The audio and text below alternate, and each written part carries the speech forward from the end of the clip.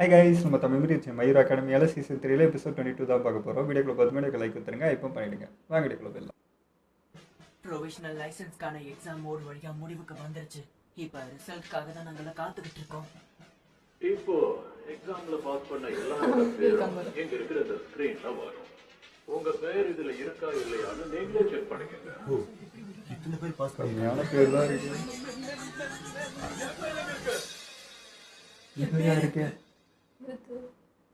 அப்பண்ணா pass ஆயிட்டாங்க மாட். என் பேர் அதுல இருக்கு. பாஸ் ஆயிட்டியா? நான் சாதிச்சிட்டேன். நான் ஜெயிச்சிட்டேன். வெற்றி அடைஞ்சிட்டேன். நான் பயந்து போயிட்டேன். எல்லாருமே பாஸ் ஆயிட்டோம். அவ்வளோதான். என் பேர் இருக்கு. என்னால நம்பவே முடியல. ப்ரோ ஆகிறதுக்கான அடுத்த படியை எட்டியாச்சு. நான் பாஸ் ஆயிட்டேன். ஜெயிச்சிட்டேன்ல. என் எல்லாமே பேர் வந்து இருக்கு.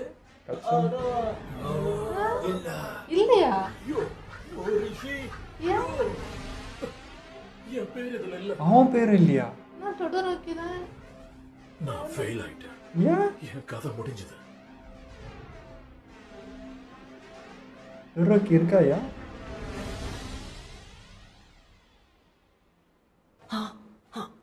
இவன் ஃபெயில் ஆயிட்டானா? ஓகே. என்னடா நடக்குதுங்க? என்ன மன்னிச்சிரு. நீ இந்த எக்ஸாம்ல பாஸ் பண்ணாம போனதுக்கு நான் மட்டும்தான் காரணம். எனக்கு குரூரமான மனசா இருந்திருக்கு. இந்த எக்ஸாம்ல 2 பேர் ஃபைட் போட்டதுனாலயா? நான் எங்க அப்பா மாதிரி கச்சான் எதுக்கு ஃபைட் அதுதான் ஆகணும்? புரியல. ஆனா ஹீரோ ஆகணும்னா நான் கண்டிப்பா அந்த பாரத்தை சுமந்துதான் ஆகணும். பரவாயில்ல விடு, நீ தோத்து போக நானும் ஒரு காரணமா இருந்திருக்கேன்ல. இருந்தாலும் நீ உண்மையை பேசினதுக்கு ரொம்ப தேங்க்ஸ். அதை வச்சுதான் நான் சில விஷயங்களை புரிஞ்சுக்கிட்டேன். அப்ப நம்ம தொடரோக்கி ஃபெயில் ஆயிட்டாங்கறியா? நம்ம கிளாஸோட டாப் 2 ஸ்டூடண்ட்ஸ் ஃபெயில் ஆயிருக்காங்க. தயவு செஞ்சு வார்த்தை அளந்து பேசுறியா? காதுல விழுந்துச்சுன்னா உன்னை சாம்பலாக்கிடுவான். ஐயோ, இப்படி வாய மோட்ல சத்தியமா அவனை கொன்னுடுவான். இவன் எதுக்கு ஃபைல் பண்ணாங்கன்னு எனக்கு புரியல. நம்ம பவர்ஃபுல்லா இருக்கிறதுனால தான் அவங்களோட ஈகோவோ அதுக்கேத்த மாதிரி பல மடங்கு உயர்ந்துகிட்டே இருக்கு. நம்ம கிளாஸோட ஹையரார்கி மொத்தமா சரிஞ்சு விழுந்துரும் போல இருக்கு. மரியாதை எல்லாம் பேசினா ஃபைல் பண்ணி விட்டு. என்னால இதை நம்ப முடியல. பாவம் தொடரோக்கி. சோ இப்போ நாங்க ரிசல்ட்ஸை தெரியப்படுத்துறோம். இருந்துருப்பா. உங்க ஸ்கோருக்கான பிரேக் டவுன் அதுல இருக்கு. அதனால அதை படிச்சு பாத்தீங்கன்னா எதை நீங்க டெவலப் பண்ணணும்னு உங்களுக்கே புரியும். Thank you sir. அது ஒழுங்கா என்கிட்ட கொடு, நான் பார்க்கணும். பேசாம நீ உன்னோட ரிப்போர்ட்டை மட்டும் பாரு. கம்மினாரி என்கிட்ட காட்டு. இரு, நான் என்ன சரியா பார்த்து முடிக்கல. பாஸ் ஆகிறதுக்கு மினிமம் 50 மார்க்ஸ் வேணும். உங்க பெர்ஃபார்மன்ஸை வச்சுதான் மார்க் போட்டிருக்கோம். நீங்க எதனால ஃபெயில் ஆனீங்கிற விஷயமும் பேப்பர்ல போட்டிருக்கு. அதனால அதை தெளிவா படிங்க. 61 பாயிண்ட். எனக்கு கச்சானுக்கு மேல ரீசன் சொல்லு. வாவ், நான் 84. இங்க பாத்தீங்களா गाइस, நான் கொஞ்சம் கொஞ்சமா முன்னேற்ற பாதையை நோக்கி போயிட்டு இருக்கேன். எவமாடி 94 பாயிண்ட்ஸ் நான் எடுத்திருக்கியா? 84. நீ எவ்வளவு மார்க் எடுத்திருக்க ஈடா? மொத்தம் 80 எடுத்திருக்கேன். நான் எப்பவும் என்னோட சக்தியை பயன்படுத்துற விதத்தை கொஞ்சம் முன்னேற்றணும்னு தோணுது. நீ எவ்வளவு நீ எடுத்த? எவ்வளோப்பா? நான் மொத்தம் 71 பாயிண்ட் எடுத்திருக்கேன். நான் ஆரம்பத்துல லூசு மாதிரி பேசினதுக்கும் அப்பப்ப யோசிச்சு நின்னதுக்கும் தான் பாயிண்ட்ஸ் கம்மி பண்ணிருக்காங்க. வேற ஒண்ணுமே இல்ல. யோசிப்பியா நான் நீங்களே? எதையெல்லாம் முன்னேற்றணுங்கிற டீடைல்ஸை போட்டு கொடுத்த உங்களுக்கு ரொம்ப நன்றி சார். ஃபுல் மார்க் யாருமே இருக்க மாட்டாங்க. அவர் 94 எடுத்துட்டாரு. அறிவாளி. பாயிண்ட்ஸ் வச்சுதான் எங்களுக்கு கிரேடே போட்டிருக்காங்க. அதே மாதிரி 50க்கு கீழே போனா கண்டிப்பா ஃபெயில்னு சொல்லிட்டாங்க. அதுக்கு மேலேயும் பாயிண்ட்ஸ் யாராலையுமே ஆட் பண்ண முடியாது. 50க்கு கீழே போகும்போதே இவங்களை வெளியே அனுப்பியிருக்கலாம். டாப்பா எதுக்கு வந்திருக்கணும். இவங்களை கடைசி வரைக்கும் சண்டை போட அனுமதிக்கணும்? பாஸ் ஆன எல்லா கேண்டிடேட்ஸுமே எதிர்காலத்துல எந்த எமர்ஜென்சி ஏற்பட்டாலும் ப்ரோ ஹீரோஸ்க்கு இணையா அவங்களை காப்பாத்தி சுச்சுவேஷனுக்கு தகுந்த மாதிரி வேலை பார்க்கலாம். இதுக்கு அர்த்தம் என்னன்னா, வில்லன்ஸ் எதிர்த்து நீங்க சண்டை போடலாம், ஆக்சிடென்ட் ரெஸ்கியூ மிஷன்லயும் பங்கெடுத்துக்கலாம். ப்ரோ ஹீரோ உங்களை மேற்பார்வையிடலனாலும் அதுக்கேற்ற மாதிரி நீங்க வேலை பார்க்கணும். ஆனா அதே சமயம் நீங்க எடுக்கிற ஒவ்வொரு முடிவுக்கும், நீங்க பாக்குற ஒவ்வொரு வேலைக்கும் ஏற்ற விளைவுகளை நீங்களே தான் சமாளிச்சுக்கணுங்கிறதுல எந்த விதமான ஆச்சரியமும் இல்லை. ஆல்மைட்டுங்கிற ஒரு பெரிய ஹீரோ ரிட்டையர்ட் ஆயிட்டாருங்கிற விஷயம் உங்க எல்லாருக்கும் தெரிஞ்சிருக்கும். அவர் இருந்த வரைக்கும் ஆபத்து நடந்தா அவர் வருவாருங்கிறதுனால இந்த நாட்டுல எந்த குற்றமும் நடக்காம இருந்தது. அவர் ரிட்டையர்ட் ஆனதுக்கு அப்புறம் தான் பல பேர் தப்பு பண்ணி தைரியமா வெளியே வராங்களோன்னு எனக்கு தோணுது. பல விஷயங்கள் இங்க மாற்றம் அடைஞ்சதுனால சொசைட்டியே இப்போ தடுமாற்றத்துல இருக்கு. ஆனா ஃபியூச்சர் ஜெனரேஷனான நீங்க நம்ம சமூகத்தோட தூணா விளங்கணும்னு நான் ஆசைப்படுறேன். அதனால ஒரு ஹீரோவா இந்த சொசைட்டிக்கு ஒரு ரோல் மாடலா இருக்கு. அதனால கண்ணுல போடுற எல்லா குற்றங்களையும் தடுக்க பாருங்க. இப்போதைக்கு ஹீரோ மாதிரி நடந்துக்க வெறும் ப்ரொஃபஷனல் லைசன்ஸ் மட்டும்தான் உங்ககிட்ட இருக்கே தவிர ஸ்டூடெண்ட்ங்கிறது இன்னும் மாறல. அதனால உங்க ஸ்கூலோட மானம் போகாத மாதிரி நீங்க நடந்துக்கணும்னு உங்க எல்லாரையும் நான் கேட்டுக்கிறேன். அதே சமயம் இந்த முறை பாஸ் ஆகாதவங்க யாருமே தயவு செஞ்சு உங்க மனசை தளர விட்டுறாதீங்க. முக்கியமா தைரியமா இருக்கு. ஏன்னா இதுக்கப்புறம் உங்களுக்கு இன்னமும் ஒரு சான்ஸ் இருக்கு. அடுத்து 3 மாசத்துக்கு ஒரு ஸ்பெஷல் ட்ரைனிங் அட்டென்ட் பண்ணி நல்ல மார்க் எடுத்துட்டீங்கனாலே போதும். அது மூலமா உங்களுக்கு கண்டிப்பா ஒரு ப்ரொஃபஷனல் லைசன்ஸ் வழங்கப்படும். அங்க வாங்கிடுவாங்க. இந்த சேஞ்சஸ் எல்லாத்தையும் ஏத்துக்கிறதுக்கு நான் உங்களுக்கு முன்னாடி சொன்ன ஒரு மாதிரி lesson மாதிரி தான், இதுக்குள்ள அந்த நிறைய இருக்க heroes கூடாது. முடிஞ்ச அளவுக்கு சாணி எருமை மாடு கவனித்துக்கலாம். வாய் கொடுத்து ஃபில்டர் மட்டும்தான். டாப் 100 கேண்டிடேட்ஸை பலப்படுத்தணுங்கிறது மட்டும்தான் எங்க நோக்கமா இருந்தது. அதனாலதான் உங்க எல்லாரையும் நாங்க கடைசி வரைக்கும் வாட்ச் பண்ணோம்.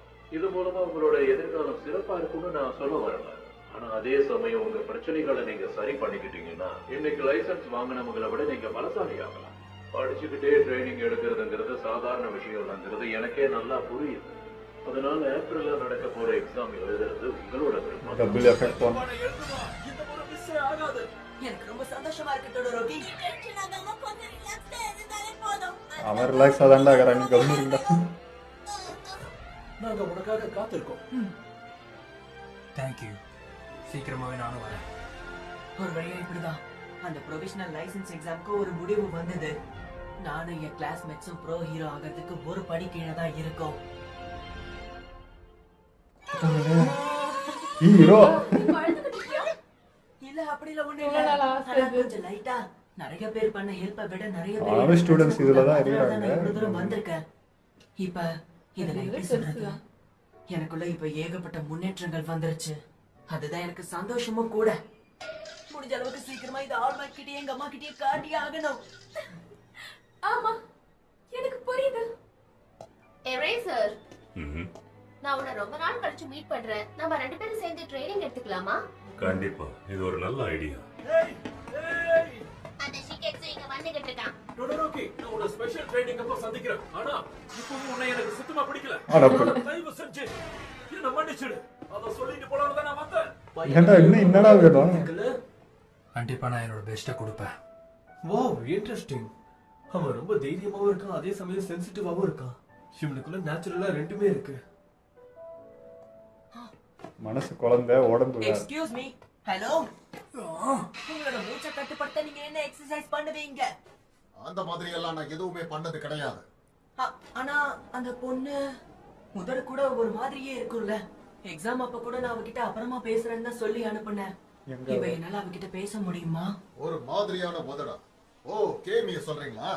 அவளுக்கு உடம்பு சரியில்லாததால அப்பவே கேப் பிடிச்சு வீட்டுக்கு கிளம்ப போறதா சொல்லிட்டான். ஓ அப்படியா? அவகிட்ட பேசுற சான்ஸ் மிஸ் பண்ணிட்டேனே. ஆக்சுவலி கடந்த 3 நாட்களா அவ ரொம்ப விசித்திரமா தான் நடந்துகிட்டு இருக்கா. சுருக்கமா சொல்லணும்னா வழக்கம் போல அவ இல்ல. ஏன்? ஒரு வழியா எல்லாம் முடிஞ்சது. நீ எங்க போயிருந்தேன்னு சொல்லிட்டோமா? ஒரு கேம் விளையாடிக்கிட்டு இருந்தேன். தயவு செஞ்சு என்ன நடந்ததுன்னு அப்பப்போ அப்டேட் பண்ணு. நீ மாட்டிக்கிட்ட எல்லாருக்கும் பிரச்சனை ஆயிடும். நீங்க எதுக்கும் கவலைப்படாதீங்க. அது மட்டும் இல்லாம இந்த முறை நான் ஜெயிச்சதை பார்த்தா நம்ம ரொம்பவே சந்தோஷப்படுவாரு. எப்படியோ கஷ்டப்பட்டு இசுக்கோவோட ரத்தத்தை நான் கொஞ்சமா சேகரிச்சிருக்கேன். ஒருத்தருடைய ரத்தம் இருந்தாலே போதும், அவங்கள மாதிரி அவளால மாற முடியும். ஆட தெரியுங்க. எவ்வளவு அசால்ட்டா உள்ள வந்துட்டு போயிடுறான். சீக்கிரமாக ஆரம்பிக்க போகுதா இல்ல ஏற்கனவே ஆரம்பிச்சிருச்சா? நீங்க எல்லாருமே ஸ்டூடெண்ட்ஸ்க்கு சொல்லிக் கொடுக்கறதுல கொஞ்சம் கான்சென்ட்ரேஷன் பண்ணுங்க. சரி, எதுக்காக இப்ப சந்திக்க வந்திருக்கீங்க தெரிஞ்சுக்கலாமா? நான் உங்க கூட சில விஷயங்களை முடிச்சுக்கலாமா இருக்கேன். ஓ சோஃபான்,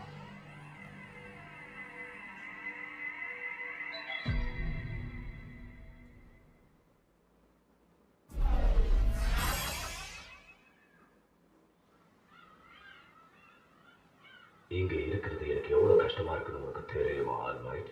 என்ன ஏதாவது கடிச்சதுன்னா கூட அதை சொரிய நான் சவுத்துல தான் உரச வேண்டியதா இருக்க. அதே மாதிரி ஒவ்வொரு முனையில இருக்கிற துப்பாக்கி என்னதான் குறி பார்த்துக்கிட்டு இருக்கேன்.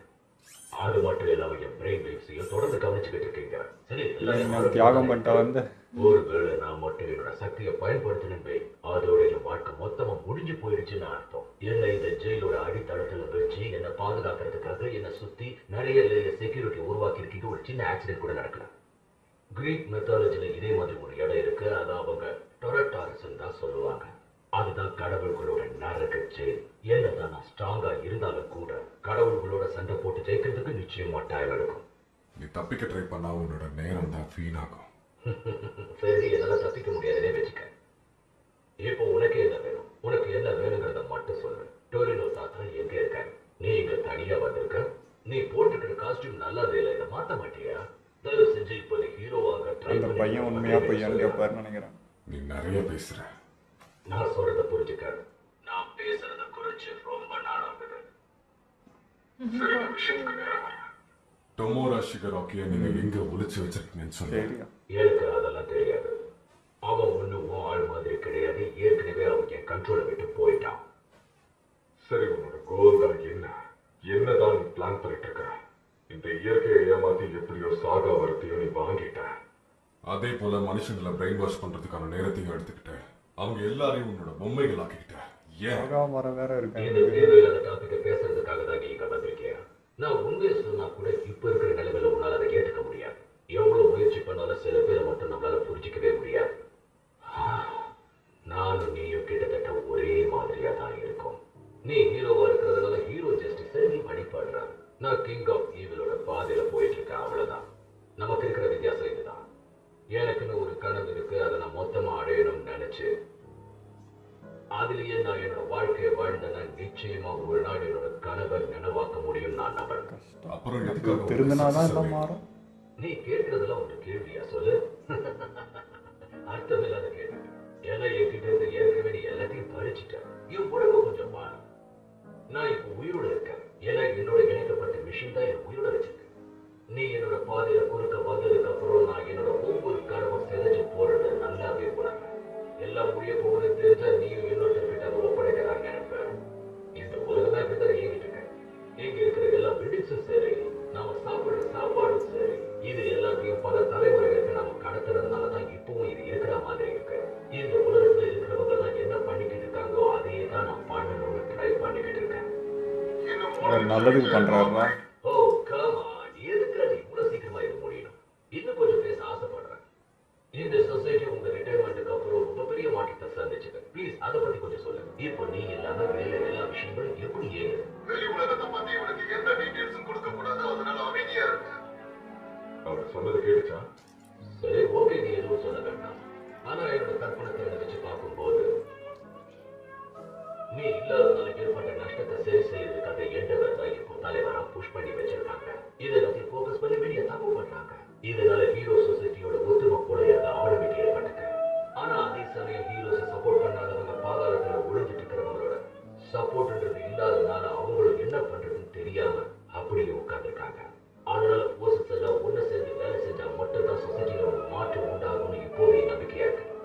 எனக்கு தெரிஞ்சு டொமோராவும் மற்றவங்களும் இன்னும் கொஞ்சம் நாளைக்கு ஒழிஞ்சுட்டு தான் இருந்தாங்க. இப்போ எந்த ஆர்கனைசேஷன் மேல கவனம் இருக்குன்றத செக் பண்ணா அவங்க அமைதியா தான் இருந்தாங்க. எல்லாருமே அவங்களோட இன்ஃப்ளூயன்ஸ் அதிகப்படுத்தணும்னு நினைக்கிறதுனால அவங்களுக்கு இடையே சண்டைகள் உருவாகிறதுக்கு வாய்ப்பு இருக்கு. ஒருவேளை இது எல்லாமே நான் எப்படி எதிர்பார்த்தனோ அதே மாதிரி போயிட்டு இருந்ததுன்னா இப்போ வெளியே என்ன நடக்குதுன்றதும் எனக்கு கண்டிப்பா தெரியும்.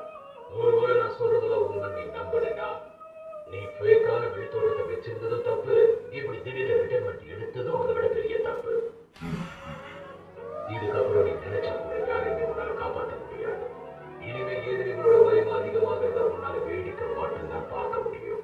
அதே மாதிரி நாம ஒன்றுத்துக்குமே உதவா இருப்போன்ற குற்ற உணர்ச்சியும் உன்னை கொஞ்சம் கொஞ்சமா கொள்ளணும். சரி, இந்த உணர்வு நீங்க பசங்களா வேற வாய் வச்சு போட்டுருங்க. சொல்லு ஹீரோ. அவங்ககிட்ட இருந்து கொஞ்சம் விலகி இருங்க.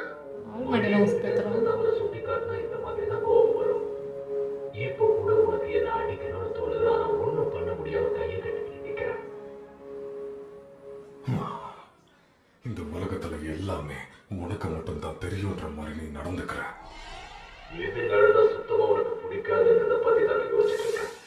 உன்னோட திட்டங்கள் என்னன்னு எனக்கு நல்லாவே புரியல. என் மாஸ்டருக்கு ரத்த சொந்தமான ஷிகராக்கிய என்னையும் மிடோரியாவையும் அவன் கொல்றத நீ பார்க்கணுன்றதுதான் உன்னோட ஆசை. இதுக்கு தானே பிளான் பண்ற?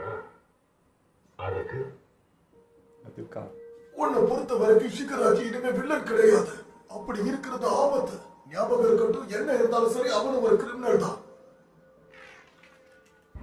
கண்டிப்பா நான் அவ்வளவு சீக்கிரத்துல உயிரை விட்ட மாட்டேன். அதுவும் கண்டிப்பா ஷிகராக்கி கையால நான் சாக மாட்டேன். என்னை யாராலையும் அவ்வளவு சீக்கிரத்துல கொல்லவும் முடியாது. முக்கியமா நீ நினைக்கிற எதிர்காலத்தை உருவாக்க நான் எப்பவுமே அனுமதிக்க மாட்டேன். சில விஷயங்களை நேரடியா பேசணும் தானே நீ இங்க வந்த. அதை விட்டு எதனவோ சவால் விட்டுட்டு இருக்க. நீ நினைச்ச மாதிரியான எதிர்காலத்துக்கு எத்தனை முறை நீ உருவாக்க நினைச்சாலும் அது அத்தனை முறையும் வீணா தான் போகும். கடைசி வரைக்கும் ஒண்ணுத்துக்கு உதவாம ஜெயிலே உன்னோட வாழ்க்கையை கழிக்க போது நீதான்.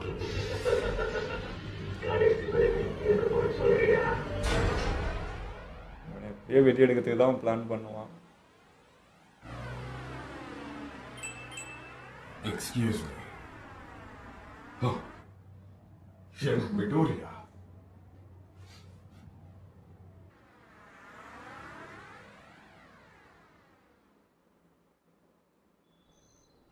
அப்ப நாளையில இருந்து ஸ்கூல் ஆரம்பிக்குது இல்லையா? ஹீரோஸ்க்கு ரெஸ்ட் எடுக்க டைமே இல்ல போலயே. ரொம்ப கியூட்டா இருக்குல்ல? கச்சாமணி போய் நின்றாதடா. என்னால மறக்கவே முடியாது. மிஸ்டர் ஹோம்லேண்டுக்கு என் மெசேஜ் போச்சான்னு கூட எனக்கு தெரியல. டேய் டேகோ, என்ன அப்புறமா வெளில வந்து பார்த்துட்டு போ. அவனே கூப்பிடுறானே. ஐயோ, சக்தியை பத்தி பேச வேண்டியது இருக்கு. அதை பத்தி நீ சரி, பேச போற? பேசலாம்.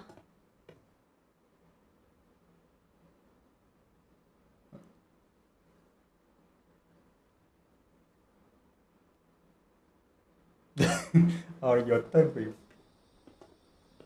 கச்சா, நீ எங்க போயிட்டு இருக்க? இப்படி நைட்டு நம்ம வெளியே சுத்துறது நல்லது கிடையாது. கேக்குதா? எனக்கு பார்த்தா பொறுமையா இருக்கு கச்சான். உன்னோட சக்தி அற்புதமா இருக்கு.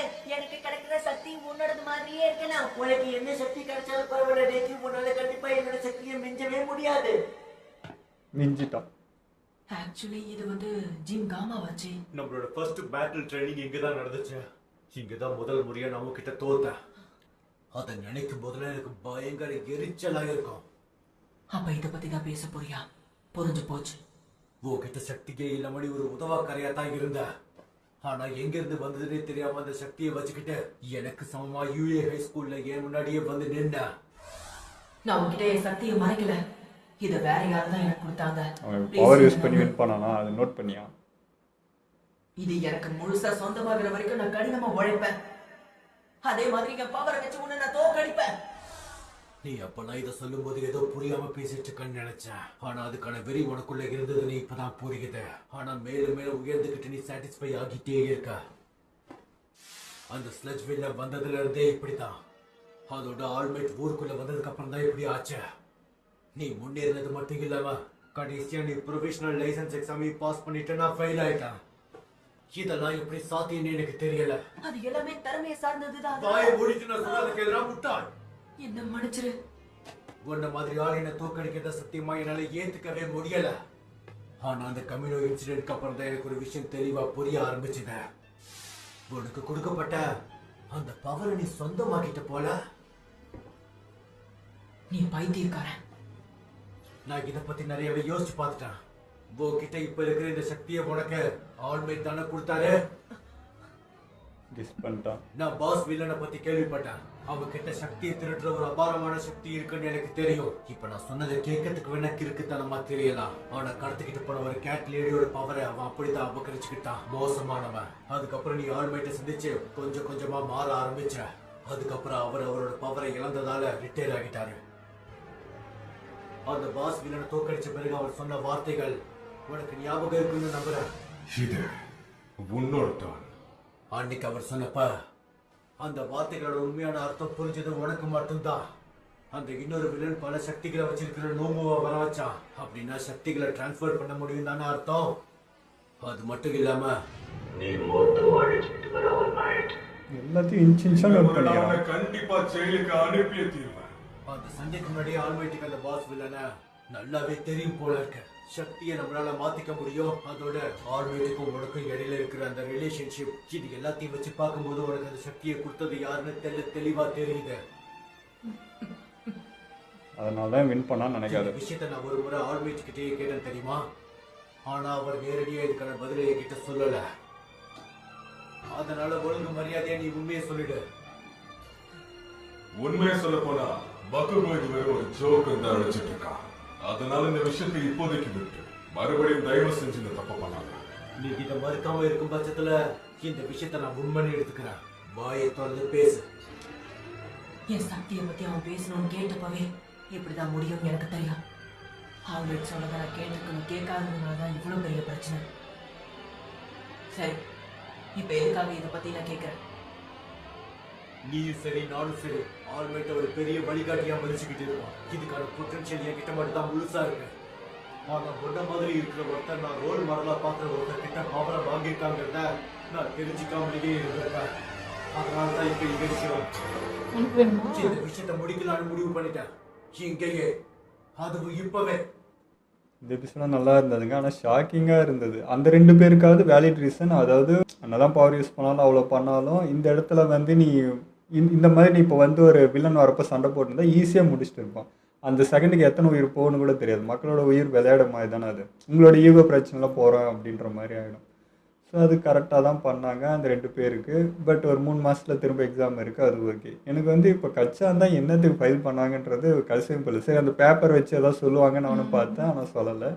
மேபி எனக்கு வந்து இப்போது மிடோரியாவுக்கு சொன்னாங்க இல்லையா, அவனுக்கு அந்த மார்க் குறைச்சதே பார்த்தா ஓவர் திங்க் பண்ணிகிட்டு இருக்கேன், அங்கே ரொம்ப பேசிகிட்டு இருந்தேன், அதுக்கே நோட் பண்ணி மார்க் குறைக்கிறாங்கன்னா இவன் அவங்க முன்னாடியே எதிர்த்து பேசிட்டான்.